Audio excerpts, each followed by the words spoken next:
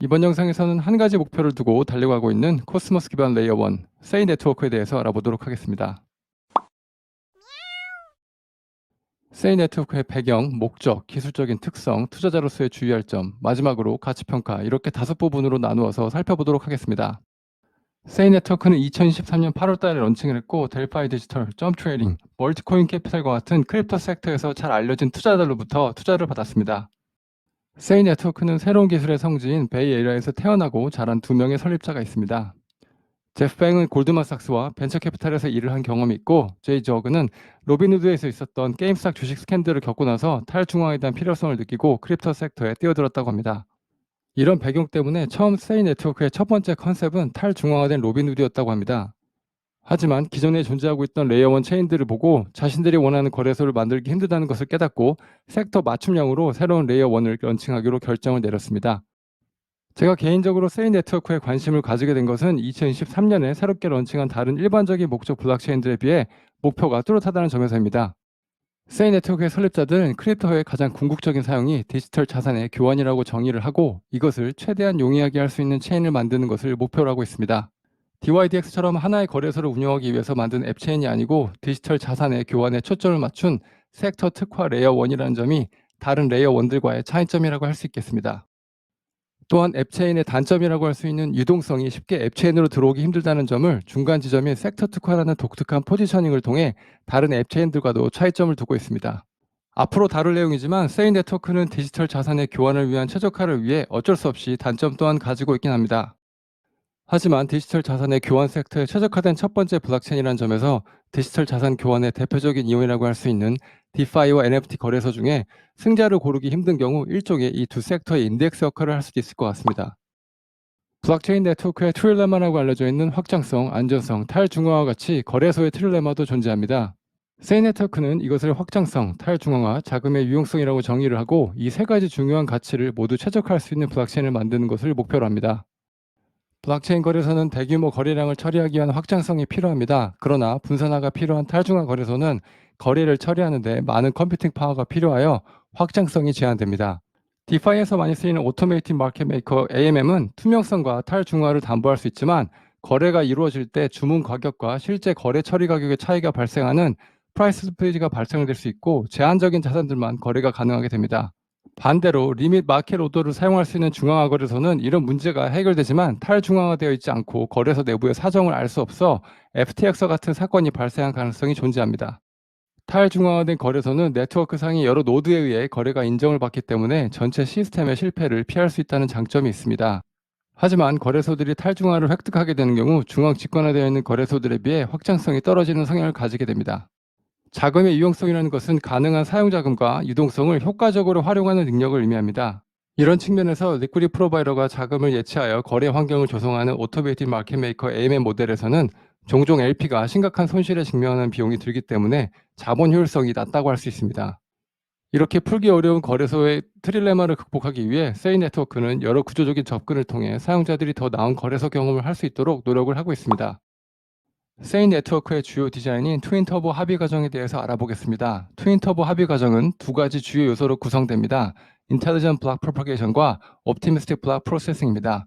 이름만으로는 어떤 느낌인지 감이 오지 않으니 예를 들어 보도록 하겠습니다. 먼저 빠르게 요리를 만들어 하는 요리 경연 대회에 팀으로 참가하고 요리 대회에 참가하기 전에 연습을 통해 시간 단축을 하는 방법을 찾는다고 가정을 해보겠습니다. 먼저 전통적인 방법을 사용한다면 주방장은 레시피를 인쇄하여 모든 팀에게 배포합니다. 이 과정은 모두에게 레시피를 전달해야 하기 때문에 시간이 걸리게 됩니다.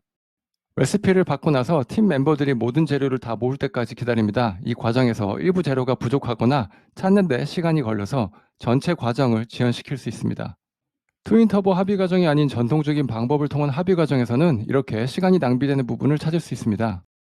이번에는 트윈 터보 컨센서스 과정을 살펴보겠습니다. 인텔리전트 블록 프로퍼게이션에서는 주방장은 요리에 필요한 재료 목록만을 발표합니다. 각 팀원은 먼저 식료품실을 확인합니다. 대부분의 경우는 재료는 이미 팬트리에 준비가 되어 있습니다. 팬트리에 없는 재료를 발견하게 되면 주방장에게 요청하여 요리 레시피를 달라고 요청합니다. 이번에는 옵티미스틱 블록 프로세싱에 대해서 알아보겠습니다. 재료 목록이 도착하면 각 팀원은 가지고 있는 재료를 준비하기 시작합니다. 주방장이 해야 하는 요리를 승인받으면 준비된 재료를 사용하여 요리를 합니다. 요리가 거부되면 준비했던 재료를 모두 버립니다. 이 방법은 팀이 더 빠르고 효율적으로 작업을 할 수 있게 해줍니다. 이런 구조를 통해 전체 레시피를 배포하는 데 낭비되는 시간이 줄어들고 기존 거래 데이터를 활용하여 시간 단축이 되기도 합니다. 이런 접근 방식은 팀이 더 빠르게 요리하는 데 도움이 되는 것과 유사하게 트윈터보 합의는 세이 네트워크에서 거래 처리를 간소화합니다. 이번에는 세이 네트워크의 주요 디자인인 병렬 처리에 관한 부분입니다. 세이 버전 2는 2024년 상반기에 출시가 될 예정이고, 세이 버전 2는 옵티미스틱 병렬 처리를 통해 확장성을 보장합니다. 병렬 처리에 관한 자세한 부분은 상단에 있는 영상을 참조 부탁드리겠습니다. 세이 버전 2에서는 이더리움 버추얼 머신을 사용을 위해서 쓰여진 코드들이 아무런 변화를 거치지 않고 세이 버전 2의 출시와 함께 사용이 가능합니다. 세이 네트워크가 아직은 코인은 없지만 많은 주목을 받고 있는 모나드의 경쟁 상대로 지목이 되는 이유도 여기에 있습니다. 제가 짧게 모나드에 대해서 설명드린 부분은 상단 영상에서 확인하실 수 있습니다. 5월 달에는 모나드에 대해서도 좀 더 자세하게 영상으로 다뤄보도록 하겠습니다. 이번에는 세이 버전 2의 DB에 관한 부분입니다. 세이 버전 2의 DB는 세이 네트워크에서 사용되는 데이터베이스 시스템입니다. 세이 버전 1에서 사용되었던 복잡한 구조를 더 빠른 성능을 위해서 설계된 효율적인 시스템입니다. 세이 버전 1의 데이터베이스는 모든 정보가 복잡한 파일 시스템으로 저장된 도서관이라고 할 수 있습니다. 특정 정보를 찾는 것은 많은 폴더를 통해 검색해야 할 수 있는 느린 구조라고 할 수 있습니다. 세이 버전 2의 DB는 두 가지 섹션으로 구성된 현대화된 도서관처럼 작동합니다. 스탯 스토어에서는 자주 사용되는 정보가 즉시 사용 가능한 체계적인 선반처럼 정리가 되어 있습니다. 이 때문에 사서는 필요한 정보를 빠르게 찾아내어 더 빠르게 응답을 할 수 있습니다. 스테이 커미먼트 레이어는 모든 정보가 안전한 아카이브로 저장되는 곳입니다. 모든 정보는 검증자들 사이에서 빠른 확인을 위해 특별한 형식으로 저장됩니다. 이를 통해서 네트워크에서 합의에 도달하는 과정을 가속화합니다. 세이는 코스모스 SK를 사용하여 구축되었으며 최적화된 주문 배치 및 일치 엔진을 제공하는 내장형 센트럴라이즈 리밋 로러북 그리고 디센트럴라이즈 리밋 로러북 모듈을 갖추고 있습니다. 기존 디파이에서는 AMM이 많이 사용되어 트레이딩을 하는 경우 슬리피지가 많이 발생하게 되지만 세이에서 제공하는 오더북 모듈을 사용하게 되면 투자자들이 자금을 좀 더 효율적으로 사용할 수 있게 됩니다. 이런 노력은 세이 네트워크의 TBL을 약 34 밀리언 달러로 그리고 세이 사용자는 약 100만 명에 다다르게 만들었습니다. 또한 여러 세이 디자인의 구조적인 접근을 통해 12500 TPS의 엄청난 속도를 자랑하는 결과를 얻게 되었습니다. 세이 네트워크에 투자를 할 때 주의할 점 중에 토크노믹스에 대해서 먼저 알아보도록 하겠습니다. 2024년 4월 기준 24.5%의 에코시스템 리저브와 세이 파운데이션의 9%의 물량이 시장으로 풀리고 있습니다.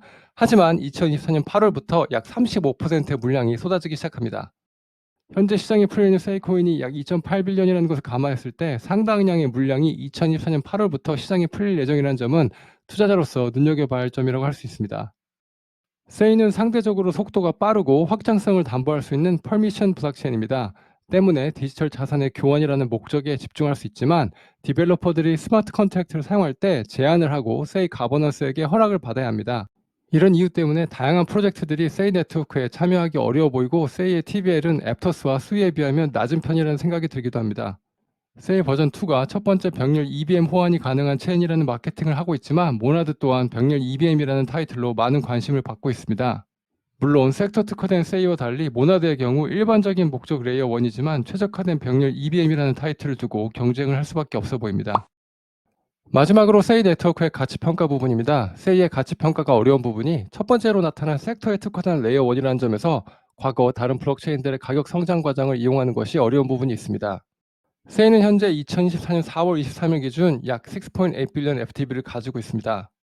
성공적인 레이어 1이라고 할 수 있는 아발란치나 솔라나의 경우 첫 번째 상승 사이클에서 100빌리언 FTB를 넘었고 대표적인 앱체인인 DYDX의 경우 지난 상승장에서 4.3 빌리언 FTB까지 가치가 상승한 적이 있습니다. 세이의 경우 여러 프로젝트들이 쉽게 참여할 수 있는 네트워크가 아니라는 점에서 TVL이 다른 네트워크처럼 빨리 증가할 것 같지는 않습니다. 하지만 세이의 성공적인 런칭과 팀의 굉장히 공격적인 프로젝트 진행 속도가 눈에 띄긴 합니다. 이번 상승장에서 DYDX 같은 크기의 프로젝트가 5개에서 10개 정도의 세이 네트워크에서 생긴다는 가정하에 저는 개인적으로 세이 네트워크의 가치가 20빌리언 FTB에서 43빌리언 FTB 정도의 가격 성장을 생각해보는 것이 적당하지 않을까 싶습니다. 그렇다면 2024년 4월 23일 기준으로 업사이드는 약 3배에서 7배 정도인 코인당 약 2불에서 4불 정도 목표라고 할 수 있습니다. 오늘은 세이 네트워크에 대해서 알아보았습니다. 다음번에도 좋은 내용으로 찾아뵙도록 하겠습니다.